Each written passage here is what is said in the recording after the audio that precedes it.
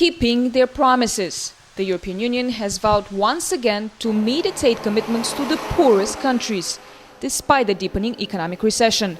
Not doing so, officials say, could cost Europe a lot more in the future.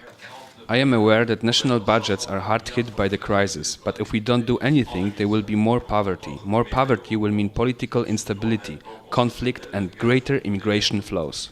European member states contribute 0.56% of their national income to development aid.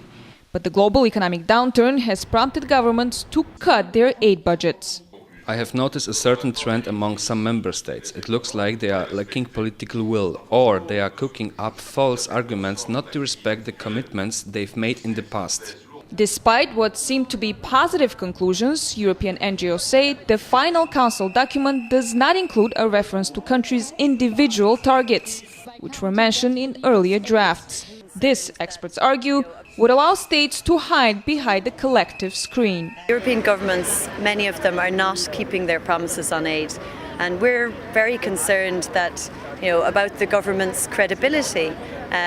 You can't just make promises only to turn around and break them again. Earlier in the week, anti-poverty groups voiced their concerns in this special venue. Participants wearing masks of heads of state gathered outside of the EU Council to face a mock jury. It's a funny way to express the results of our report and to be listened by people in Europe. And it's also an easy way to convey the message. EU officials have previously brushed off criticism that they're not doing enough to fight global poverty. The European Union is the biggest donor, contributing about 59% of all global aid. Sweden contributes the highest proportion of its national income to development aid,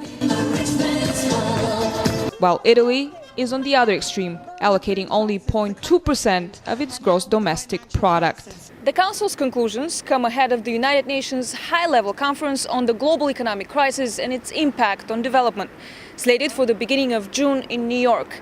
As disagreements over strategy continue, third world countries, often least responsible for the economic crisis, are also the ones hardest hit. Anna Moya, Press TV, Brussels.